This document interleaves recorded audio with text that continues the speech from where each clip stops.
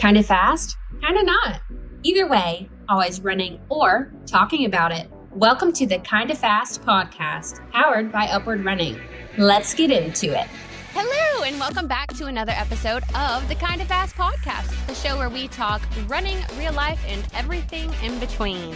So whether you are a new runner lacing up for your first mile, or you're a seasoned pro, you're chasing a big PR this fall, this podcast is going to be for you. We share tips, encouragement, and plenty of laughs along the way. Yeah, today we are going to kick things off with one of our segments called What Does That Even Mean? And this week's term is active recovery. I picked this one out especially for the Couch to Marathon group that just started with Upward Running because they have active recovery on their schedule for this week. After that, we are going to talk about the news, which is one of my favorite segments. Travis, what are we going to talk about in the news? Yeah, we've got a shark attack survivor running the New York City Marathon. We have the science behind the pre-run coffee, which I am not even sure about yet, but I'm sure you're going to tell us more about, and I'm excited to hear about that. And then we have some news around the Strava Garmin lawsuit that is interesting in the running world. And so we'll give you what you need to know about that one. Yeah, we are also going to bring back a fun segment called the viral video of the week, where we are going to show our viewers and then kind of talk through for our listeners a viral video that I thought was hilarious and relatable. After that, we're going to talk about our last three items from Coach Dean of why you're not getting any faster. Yeah, everyone wants to see themselves continue to progress. Sometimes you hit these plateaus. We talked about three of those things last week. You'll get the final three here. So I think that'll be a good one here. He brought us good information last week. And so this is going to help you get back on track. Let's get into it. Drum roll, please. It's time for What Does That Even Mean? The part of the show where we break down a running buzzword that some people might not know, myself included, most of the time. Today's word is active recovery. So active recovery, what is that exactly? It is just light movement that's going to help your muscles heal. You're going to give you reduced soreness, and it's going to start that recovery process through movement. What you want is your blood flow to get going in those muscles, and that's even better than just sitting completely still on the couch there. That's really going to kick that off for you. Exactly. So it's not another true workout. Think of it as a reset. So walking, yoga, easy biking, that's what I've been doing on Wednesdays as part of my training plan. It should feel restorative and not exhausting. I've had a coach kind of put it two different ways. He would say motion equals lotion. So, you're getting a massage, you're getting the lotion in there. And so he would say that motion gets you moving, and that's the lotion that helps get some of that recovery kicked off and some of that soreness out of your body. And the other thing he would say is like movement equals blood flow, which equals healing. So without that movement, you don't get the blood flow going. You don't get the healing that you would otherwise. You talked about yoga, biking, walking, things like that. I would also say it means running sometimes too. But that depends on where you are in your fitness level. So for these Couch to Marathon folks, that is not running for sure in this first segment. But for me, a 3 to 5 mile, super slow, like what I would call a glacially slow run is absolutely active recovery for me. I'm getting the blood flow going to a point that I'm feeling better at the end of that run than I did to start. And my heart rate's never really getting that high. And it can be a good thing to do it that way too. So key here, keep your heart rate low. The goal is to keep your body loose and happy and moving. And you probably won't be as sore if you put this into normal practice as well. Yeah, for sure. Coach Dean always says, recovery is where the real growth happens. That's when your body adapts, rebuilds, and gets stronger. This is something I had to learn throughout my years of running. Like I always thought that it was about the big hard workouts, and that's where the growth happens. And that's part of it, but it's the recovery on the backside of those where your body, is basically broken down, then rebuilds back stronger than it was before. And that's where you get stronger as an athlete. And so that's what we're trying to do through active recovery here. So if you see it on your plan, do not skip it. Yeah. Get out, get a walk in, get a little bit of movement somehow, stroll around the neighborhood, any of that type of thing would be great as a first step into active recovery. All right, and there you have it, active recovery. We are going to switch gears a little bit and segue into the arguably best part of the show, the news. I love this segment because I never know where you're going to go on some of these topics. Sometimes it's like right in my wheelhouse because it's World Championships and it's like Chicago Marathon upcoming this week. I'm sure we'll probably talk about that next week. So that's like right in my wheelhouse. But then sometimes it's shark attacks. So I think that's your first story here. Tell me a little bit about that. It is. And you're probably wondering, how is a shark attack relating to running? But it is. So get this. 2 years ago, there was a young girl named Allie Truitt who was snorkeling in the Turks and Caicos, having a really good vacation. And then she was attacked by a shark, and the shark took her foot. She lost her foot through this. Fast forward to now, and she has been training for the New York City Marathon, which is coming up on November 2nd. 10 days before the shark attack, I ran a marathon with my mom on Mother's Day. Little did I know that just days later, a shark would bite off my foot and part of my leg. I can still remember laying on the floor of the boat, looking up at the first responder, Matthew, and joking, well, at least I got my marathon in before this. And without missing a beat, he looked right back at me and told me, you'll run another one. Well, Matthew, you were right. I will run another one.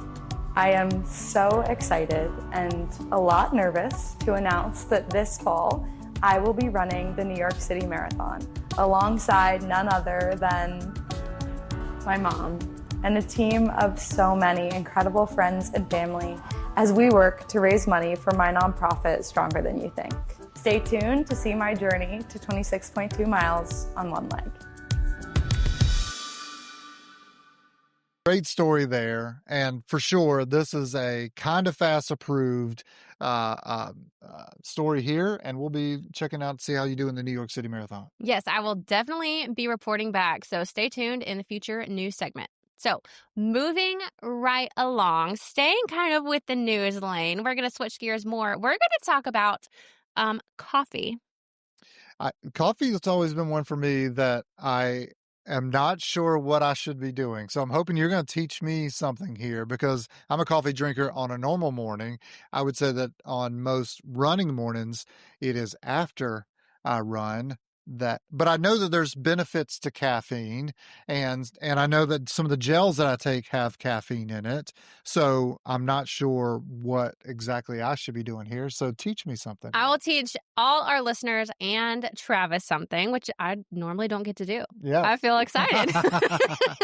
Okay, so this article is actually from the Marathon Handbook, and it's talking about should you drink coffee before you run. According to the research, caffeine actually does help your performance.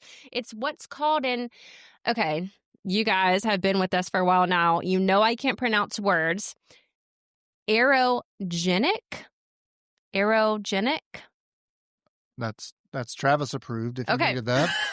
Aerogenic acid, meaning it can help your body perform better and feel less tired. So basically, caffeine helps you go faster, feel stronger, and delay that I'm totally done feeling. It also increases your alertness, helps your body burn fat for fuel, and can even improve your endurance. One study actually found that people went almost 4 minutes longer before exhaustion when they had caffeine versus not.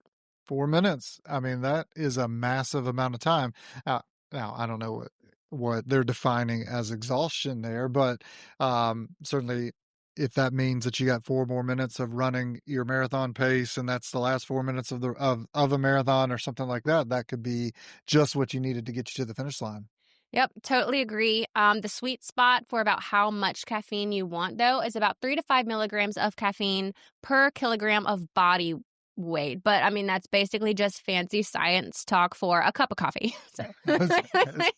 Yeah, who in the United States is transferring that to kilograms? I have no idea how many kilograms I weigh. Zero idea. Zero idea. But that's what it said. So basically stick with a cup of coffee. And they also said to drink it about 30 to 45 minutes before your run. So that way it kicks in at the right time. And that's a key thing because sometimes caffeine can kick off some, let's say, gastro things as part of that. So 30 to 45 minutes before the run. Yep. That gives you enough time to, go to the bathroom before you start your run, and that way you avoid any emergencies on the course. But still get the benefit of the caffeine. Exactly. Okay, cool. Exactly. Or if you're doing a real long run, maybe until you get your next hit of caffeine from a gel or something like that.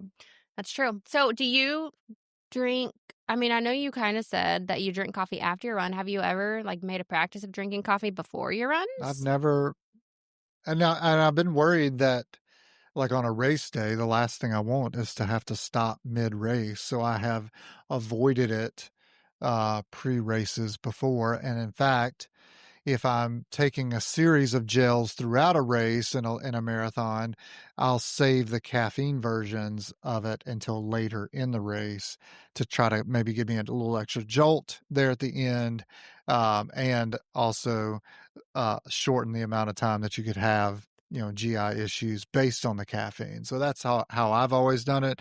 And, 2 weeks before my marathon, and probably how I will continue to do it, given I haven't tested this new theory that you're bringing here today. But that's how I've always kind of thought about it. So it's interesting that you use caffeine in your gels, because I get the ones that don't have caffeine in them. Does it make your heart feel like it's going to explode? No, I don't feel that. But I do recall one time specifically where I felt a difference between it was the same brand gels. Some had it and some didn't.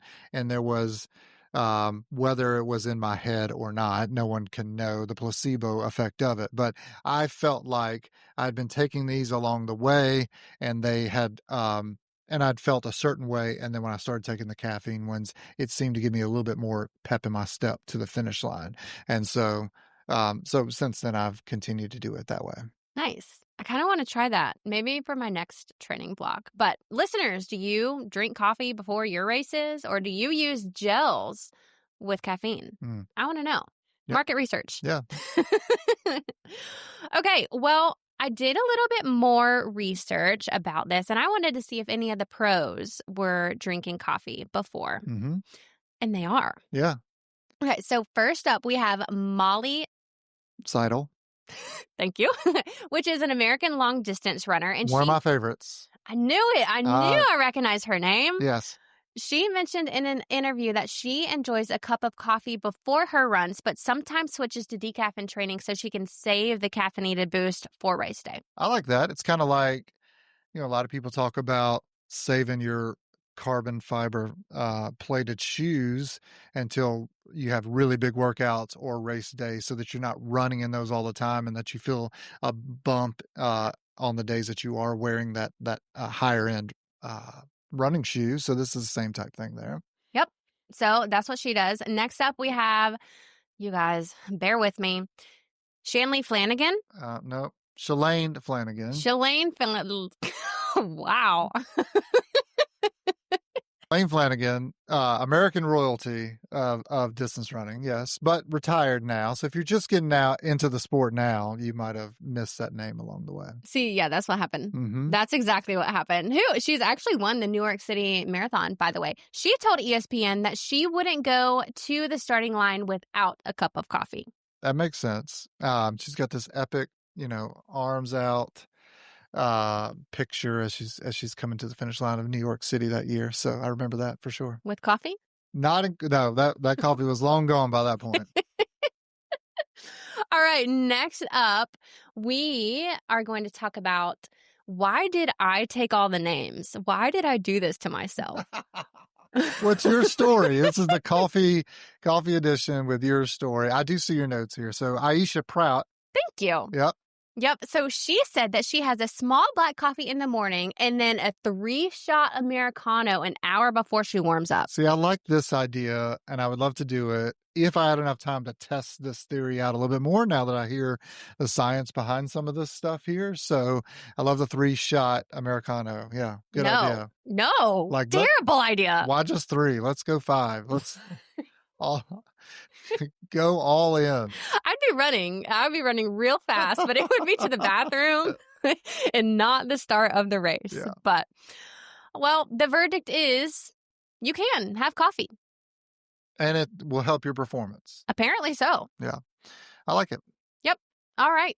Maybe just stick with 1 cup, though, not 3 shots or 5, Travis. Okay. Last but not least in the news category, I think we've all heard of Garmin, and I think we've mostly all heard of Strava. Well, have you seen the Garmin Strava thing? A little bit. Okay. If you got a little more information here, I think that'd be interesting. So I think this is going to be okay in the end, but what's the latest here? Okay. Well, the lowdown, or is it down low? Either work. Okay. The lowdown down low of this is that Strava actually filed a lawsuit in federal court in Colorado saying that Garmin infringed patents tied to segments and heat maps, and even wants a permanent injunction that could block Garmin from selling things with these features. Yeah, it's big news. And Huge. I will say that as someone who uses both of these things, you could kind of see where maybe that's coming from.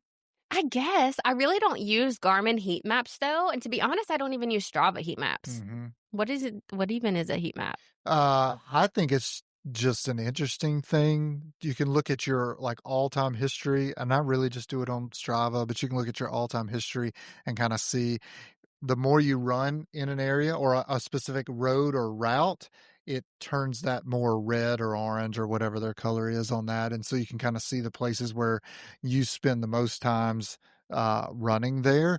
But then if you take an even expanded out view, as much travel as I do for work and that kind of thing, you can see, all right, that's when I ran in New York, and that's when I ran in Kansas City, and that's when I ran in San Francisco. And you got these little blips all over the map of places you've run because it's on the heat map there. I mean, that's kind of cool. The other thing that it can do is if you are in a new town and you want to know where all the other runners are running, like where are the popular routes, you can look at it for not just yourself, but for the city. And you can go, oh, everyone's running around that lake. That must be a great little running path there. I had no idea. Yeah. That would have helped me a lot about 3 weeks ago when I was trying to find a place to run in Lawrence, South Carolina. Like, what is in Lawrence? I don't even know where Lawrence, South Carolina is. So there you go. Wow. Interesting. Very, very interesting. But the thing is here that Strava actually filed these patents in 2010 and 2011. So a long time ago, but it really kicked off in 2015 where there was a master corporation agreement of some sort. And that's, I mean, when they as in Strava and Garmin were partnering on some of these things. Mm-hmm. So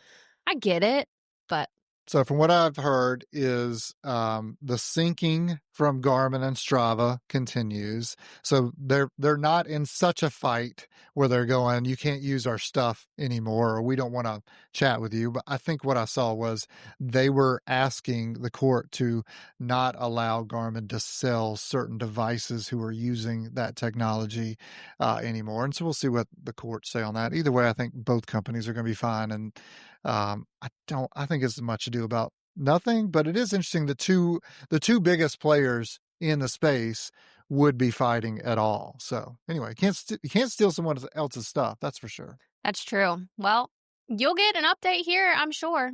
Fascinating news. We'll keep you up to date, but let's move on to our viral video of the week. All right, so what do we have? You've done some different ones. We even had one on basketball at one point in time, if I remember correctly. There's a viral video of the week. But, we did. What is the one for this week?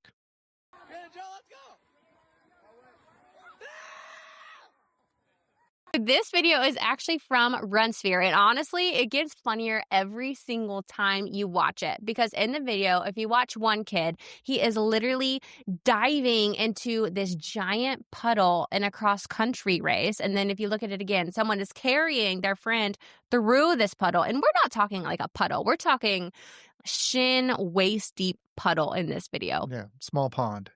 That's like that's a gross exaggeration for it, but it's like a creek or something. It's nasty for sure. It is, but it was so funny. And I was laying in bed one night, I mean, probably 1 o'clock in the morning, just doom scrolling. And I watched this video probably 8 to 10 times and laughed harder every single time. I'm pretty sure I woke up my husband, but you can see different things from different people. In college, like we ran some terrible courses, and I'm really quite frustrated by it because I think I would have had some much faster PRs back in the day if we'd have run some better courses, but nothing this bad. This reminds me of like a European cross country course where those folks run through mud on purpose. They jump over hay bales and they do things like that in cross country. In Europe, it's like a little different sport than we have here in the U.S. This just looks like a pretty terribly designed high school race, in my opinion. Unless it just started downpour raining and they didn't know. Yeah, but they even had like the guiding posts into it that were. True. This was on purpose. True. That was on So that purpose. was a mean course director that day. Think about the shoes and how smelly they would be. Yeah, it's hard to get those clean again. I ran in high school a course and it was a complete downpour. We were running through cow pasture. So as you can imagine, muddy cow pasture, downpour rain, it was muddy. And I stepped in a puddle and my foot came out of my shoe, and RIP to my shoe. Oh, you lost it. I lost it. I lost it. My mom was so mad at me. Yeah. She's going to listen to this and probably get a kick out of it. But she was so mad because we couldn't find the shoe. And running shoes are not cheap. No. But I left it in the cow pasture. Good on you. Yeah. That tells me something about you. I like it. There we go. Yeah. All right, let's move into the main topic today. Keep this thing on the rails a little bit more. Last week, we talked about 3 reasons why you're stuck and not getting faster. It was part 1 of 2 from 6 reasons ultimately that Dean gave us, Coach Dean gave us on why people are not getting faster. So let's jump into number 4 reason why people aren't getting faster. What is that, Claire? All right. Number 4 is ignoring weaknesses. So Dean always says pain is information. If your knees hurt, if your calves are always tightened up, if your body's trying to tell you something, some of us ignore these signals. That's me for sure, or it has been in the past, and just keeps pounding on those miles. But you got to develop that running intuition there. And so I think that's what we're talking about. Yeah. And he's not talking in the sense of listening to your body. If something hurts, stop every time. That is totally not what he is saying. It really means figuring out why it feels off. So Dean sees it all the time: tight quads, weak hamstrings, hips that are not firing correctly. These little imbalances show up as pain later. Yep. And if you're skipping strength or mobility, you're leaving holes in your training, and eventually those holes will catch up with you. And it doesn't have to be a full hour in the gym. Sometimes it can be, 2 to 3 times a week where you're doing other things to help that. For me personally, I try to do 3 strength workouts a week, and those look like this. On Tuesday mornings, most of the time, I go and I meet with some guys from church, and we got a little group thing. We do a body weight exercise type thing. So it's like lunges and squats and push-ups and step-ups onto a bench and things like that. And so that's kind of number 1. And then one other day I lift in the gym, kind of upper body, and one other day I lift in the gym, kind of lower body. And one of the things that I've learned over time is like, that doesn't have to be super heavy weight. If you miss one, okay, like all of that's supplemental to the running. So if you get behind, like a couple weeks ago, I was gone 2 straight weeks for work, like no chance to lift or anything. In the past, that would have bogged me down. But now I just look at it as go, it's not the main thing. The main thing's running. I was running throughout the whole of that. But when I got the opportunity to come back to it, I tried to get back onto the schedule the best that I could. So that's kind of how I look at it. Have you always used weightlifting or weight training in your plans? No, it's just new in the last 2-ish years. And it's really just as the injuries mounted, I was looking for ways that I could avoid those things. And so lifting has been it. And I attribute my health going into this marathon somewhat to that. Maybe a little lucky, but maybe it's because I've really spent the last 1.5, 2 years spending more time trying to do other things there to try to stay healthy. I love that. Yeah. Because this has been your healthiest race cycle yet. This is my first marathon I'm running since 2018 where I'm going into the race healthy. Knock on that wood. Knock on this table. Knock on the wood. Yes. Week and a half to go. Okay, so you mentioned runner's intuition a few minutes ago. Tell me more about runner's intuition. Yeah, runner's intuition is listening to your body and going with what your gut is telling you. So there's sometimes that you can absolutely run through something that you're dealing with.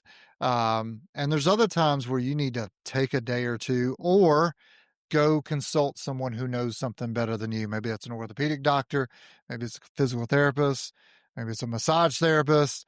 The best person to do this is if you have a coach, reaching out to the coach. So for us at Upward Running, like going on our Upward Run Club boards and asking the group of runners that's out there, which would include Dean and Mitchell on there as well. Hey, I've got this thing going on.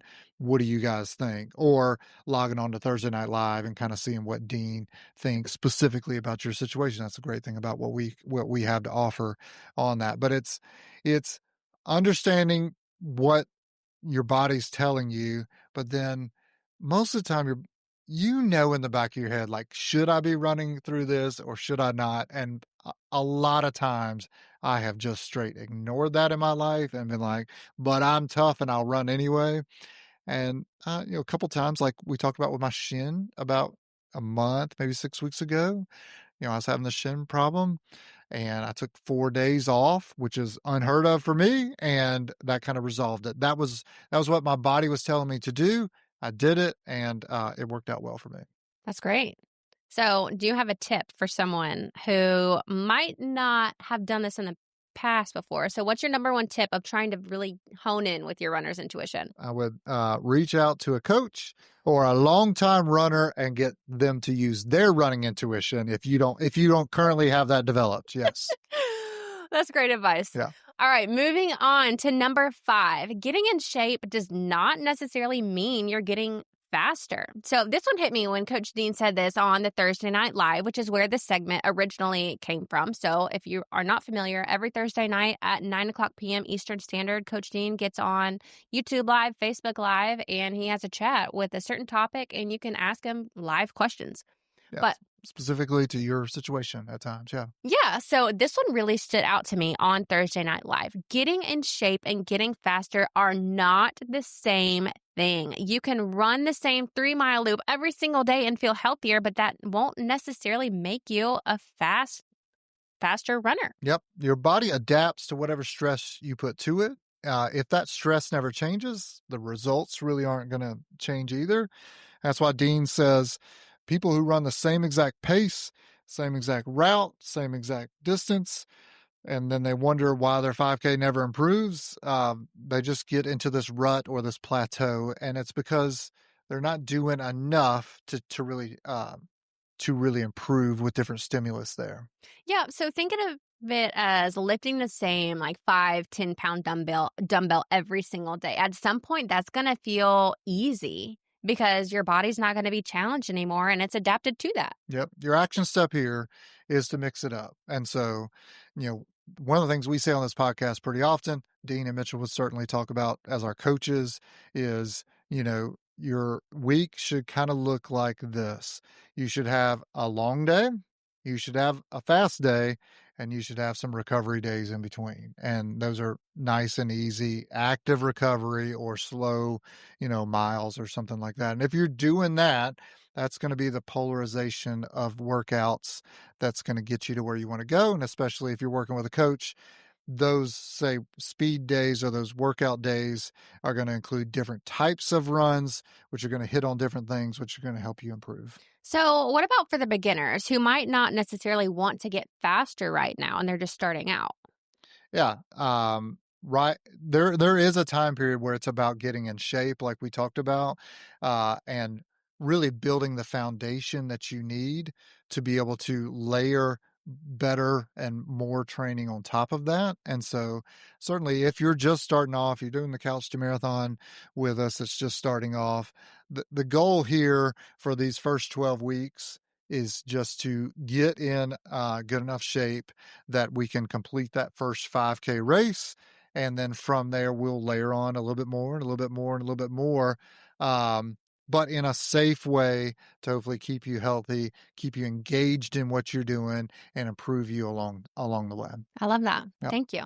Okay, our last but not least, number 6 is no race day plan. You go into a race without having a plan. Dean says that a lot of runners do everything right in their training and then blow it up on race day because they don't have a plan. They just show up, hope for the best, and they wing it. Yep, and then mile 2 hits, and there's a giant hill that they didn't expect, and then suddenly the whole race feels like a disaster, and you are, doing your best just to get to the finish line. So planning matters in these things. It does. Take it from the court expert himself. That's how I like to know the course for sure. This means more than just picking a goal time. Think about the little details. What's your breakfast? How much water are you going to drink the day before? Do you know the course? Right. And I think it's good to write these things down, even run it by your coach or run it by a seasoned runner that you know and say, here's what I'm thinking, to the level of like, race starts at 7:30. I'm going to be, 30 minutes away. So that means I need to get up here. I need to have my coffee here. I need to eat this and this before I start. Then I'm thinking that these first couple miles, I'm going to run this pace. And then if I can pick it up to finish, this is how I'm going to finish, and get some other input into it and get some other advice. I think that would be a really great way of doing it. All of this, again, kind of goes to where you are in your running journey. And remember, Dean's talking about here, how do you get unstuck? So that kind of goes to like the person that's been doing it for a little while, not their first race ever or their first time doing a certain distance ever. If that's you, then you don't know what you don't know going into a race. And so I get it if you don't have all of this planned out. But as you've done it for a while and as you want to continue to try to get better, I think this is the time to look at what your plan is, starting from when you wake up to when you get to the start line, and from the start line to the finish line. What does that plan look like?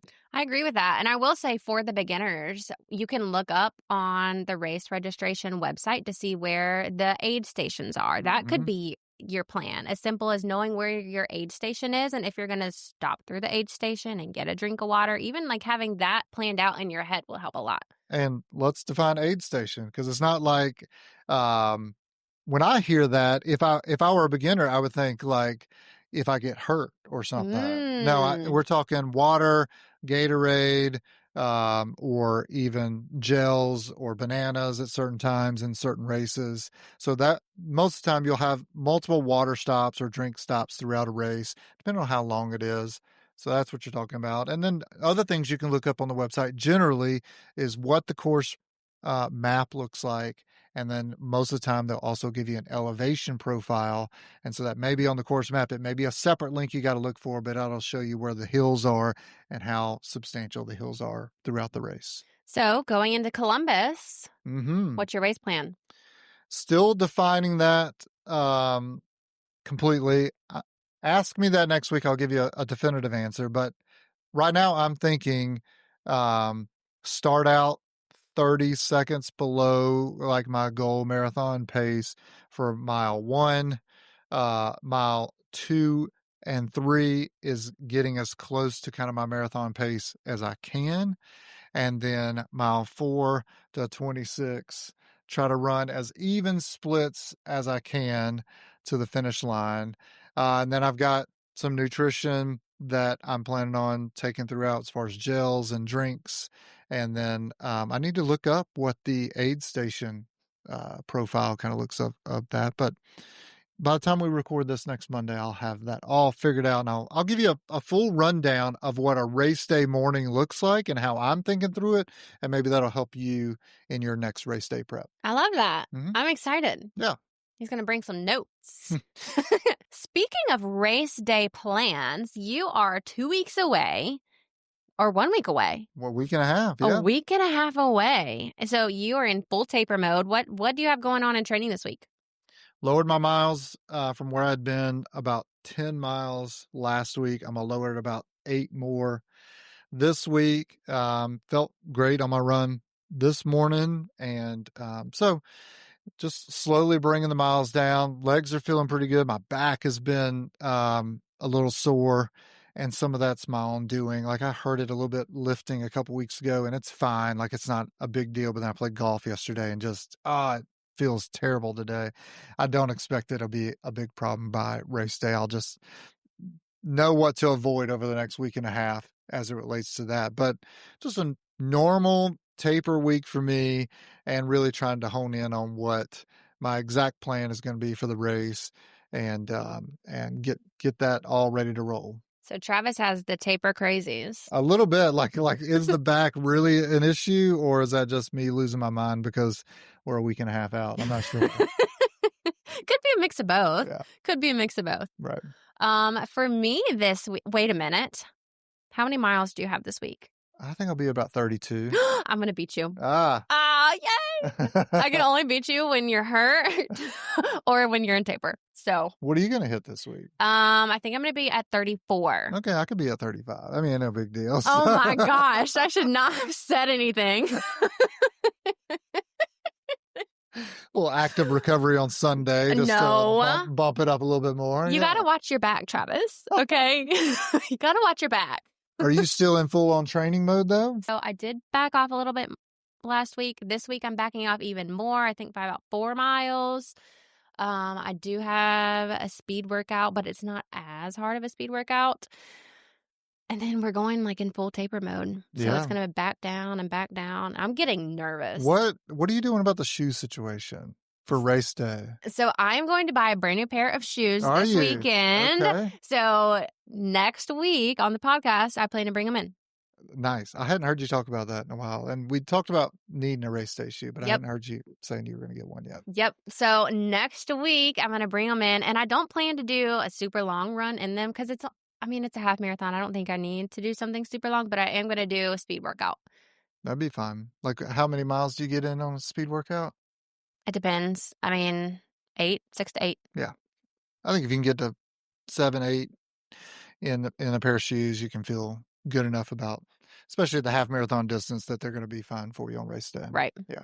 One way to find out. But with that, our time is up for this week. Don't forget, this podcast is powered by Upward Running, a community built to help you run with purpose, stay motivated, and find your people. Fun fact about Upward Running is that we actually just launched our guided runs today for the 5K challenge. So if you're looking for a guided run 5K challenge, we've got your back. Guided runs meaning if you are in one of these initial Couch to 5K type programs, which Couch to 5K is part 1 of the Couch to Marathon program. There's a lot of walking and running segments early on. And so what it will tell you is, all right, let's walk 5 minutes, and then it'll audio prompt you in your ear. Let's run for 30 seconds or run for a minute or whatever the day is. And then, all right, walk, run, those types of things. Yeah. It's been something they've been working towards for a little while, and so excited to push that out as a new feature. We are pumped.